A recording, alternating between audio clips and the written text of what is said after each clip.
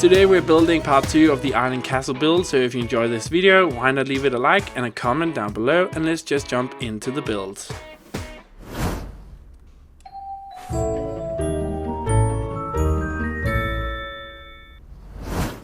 Hello everyone, Auvbri here and welcome back to another speed build in The Sims 4. So today we are doing the second part of the island castle build. Now this build, if you haven't seen part 1, go click the information box up in the right hand corner and you should be able to go right to part 1 of the build. So in part 1, we built the exterior of the castle on this island and we decorated it. This was something I did in a stream with you guys, so it's actually a kind of a community build. And here in part 2, we're gonna do all of the interiors that we needed. So I said in the last episode that I didn't know if I wanted to do the underground basement level, which is what we're doing at now, which is actually the ground floor. But because we have made the castle look like it's on top of something and then we have something down below, this is what we are going to call the basement level for this build. So I decided to actually go ahead and build in this level. I just thought it made the build look so much better, so that's just what we decided to do. And one of you guys suggested that we should build a dungeon in the live stream. And I also believe that somebody said that in the comments for part 1. I can't actually remember, but we're gonna do a dungeon. So this is a small dungeon here. I tried to make it look as medieval as possible, but still kind of keeping up with the architecture, which is a bit newer than medieval looking. So it was a fine line between mixing and matching those two eras. But I think we accomplished it. One thing I couldn't actually find, and I searched for so long that I had to cut it out, the doors for the dungeons, for these kind of railings that came with the Get to Work expansion. I couldn't find them for the life of me. I had no idea where they were. So there's no doors into these dungeons actually. It's just aesthetics. I mean, you could put in a door. I just couldn't find anything that looked good or actually fit in with what I was trying to do.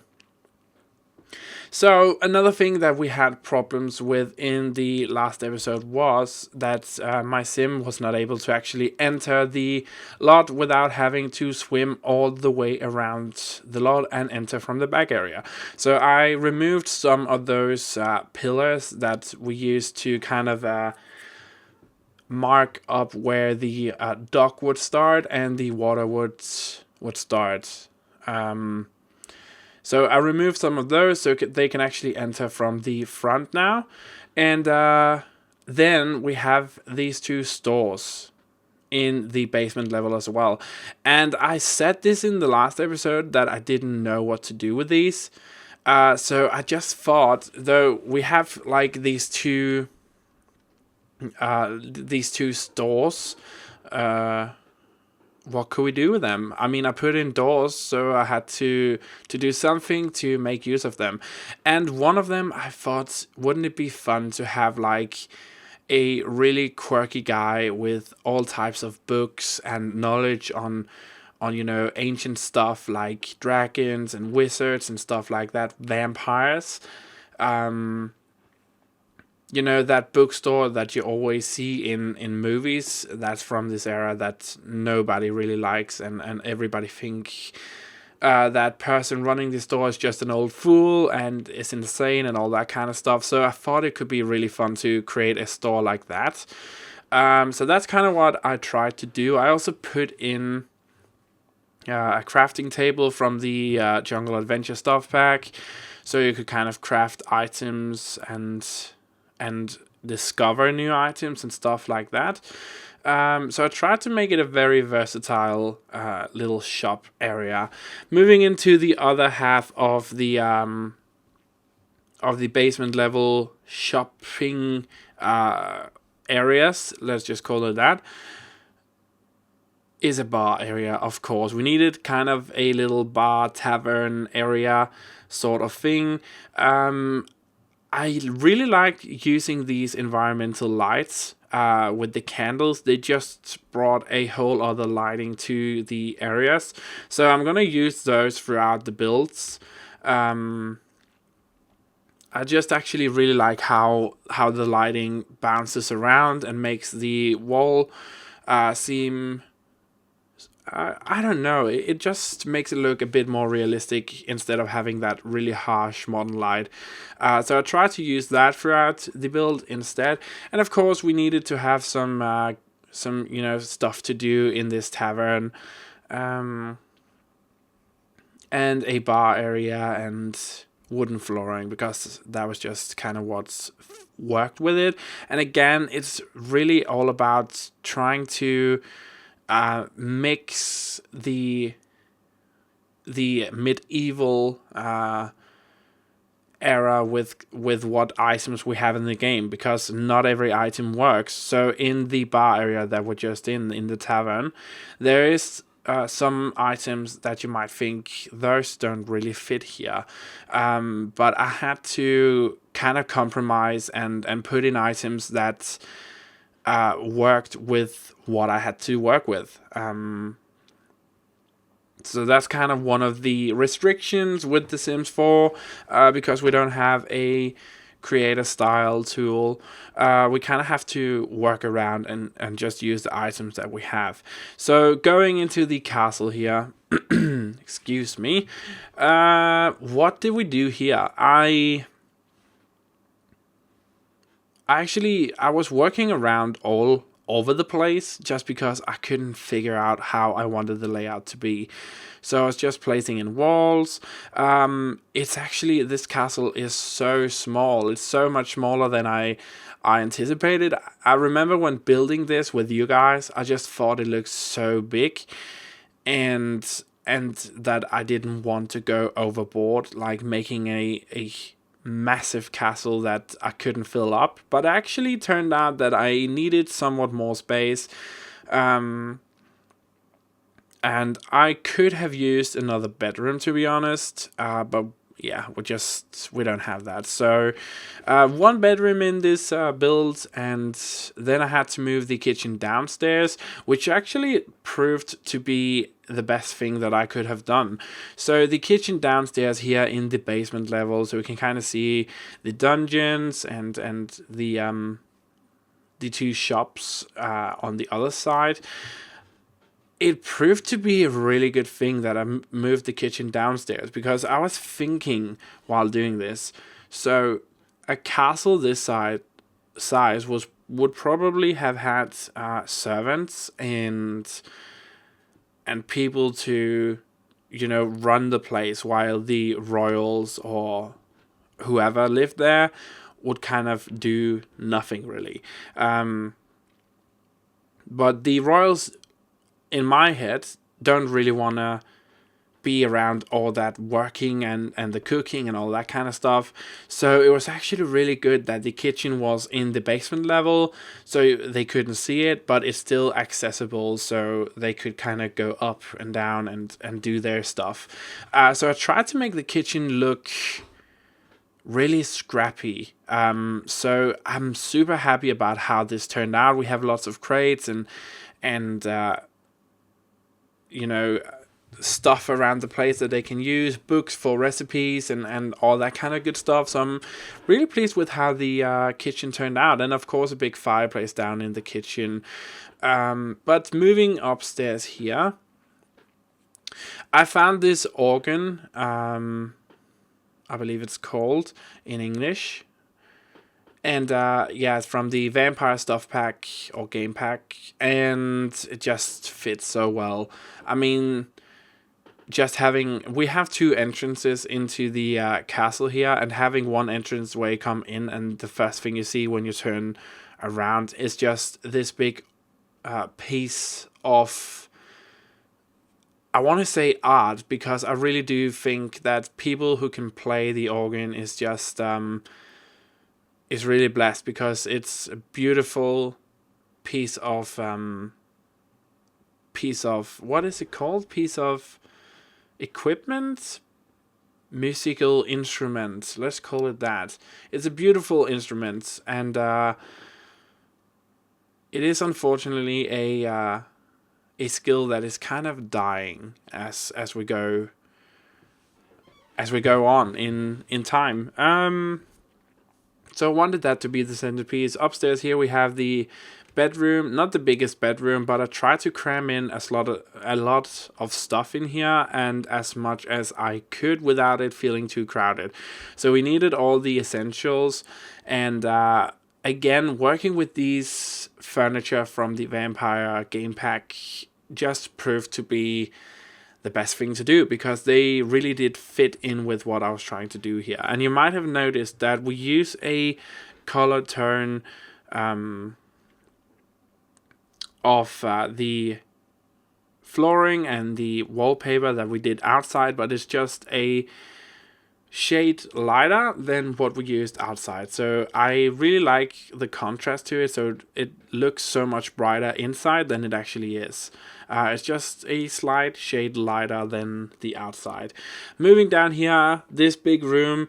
Initially I wanted to make it into separate rooms so we could have another bedroom, but looking at it when I got down to it, it was just clear to me that I needed it to be this great big dining room area. And we put in this secret bookcase, which actually blended in really nicely with the other bookcases, which I was really surprised about. So in that secret room, we're gonna get to that in a little bit, but we have, like, at the end of the table, of course, a kind of chair that looks a bit more like a throne than the others. So that is kind of where the head of the castle would sit in my mind. And inside that secret room, as we talked about before with the store down below, I really like the idea of having somebody in the castle, maybe a princess or an advisor or something, practicing magic where it is forbidden. I really like that idea. So I kind of made this secret room where we have, like, this book that came with the, again, Vampire game pack. I'm not actually sure what the book does. I believe you can learn something from it. Maybe some vampire skills or something. I have no idea. I just thought it looked super cool and had, like, this magical feeling over it. And then I found all of these tombstones. And I knew I just had to use them. But we couldn't use them on the island itself. We needed it to be offshore. So I created, like, this little half island that kind of goes out a little bit, so we can kind of create a little graveyard for the royal family, where we kind of have different tombstones all around the place. And of course I'm going to use that statue, scale it up, and put it in the back, so it kind of looks like she's watching over the dead people in the graveyard, which I really enjoy. And if you look carefully, it's actually the same statue as I used in the secret room. Think about that a little bit. The rest of it is just it's just me doing the last things here. So placing the statue in place, so she kind of looks over the graveyards, putting in some plants, and just trying to tie everything together here. Just trying to finishing everything up. It's just some last minute touches to make everything look a bit better. I like it that the statue is kind of hidden away. And again, I really tried to tie the the overall theme together, and another boat here because why not? I thought it looked really good and it just fits so well with the theme. And the fountain, moved that in there just because I thought it looked really good. And then we're going to jump into the screenshots here. So here we have the screenshots. We started off with the graveyards and moving into the courtyard where people could sell their stuff. We have the entrances to the shop, the tavern here, looking good. I actually had to move or invite a lot of Sims into this lot for it to be populated, but it turned out that all the Sims wanted to do was to bathe in the pool. So yeah, that kind of didn't work out for me that well. It's just, yeah, it was just kind of a fail. The kitchen here, I'm really happy about how this turned out. I mean, it looks very like something you would find in the medieval. And of course the dungeon here, again, this is purely aesthetics. The dungeon, you can't really use it for anything, so you could, but yeah, it's just it's not working at the moment.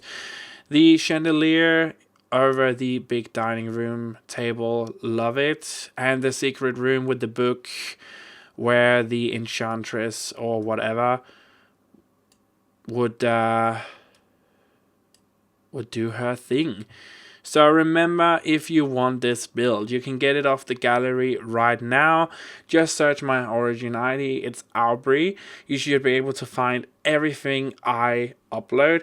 And while you do that, why not follow me on the gallery? Because then you will be the first ones to get my builds. I upload them as soon as I'm done with the build. So it's actually available before the building video goes up on YouTube. So think about that. So if you like this video, why not leave it a like and a comment down below. Tell me what you liked, tell me what you didn't like. Let's talk about it down below. I really want to know. And moving into the outro here, why not check out my last videos? I'm sure you're gonna find something you like. And yeah, thank you so much for watching. There's nothing else for me to say other than have a truly fantastic day wherever you are in the world, and I'll see you next time.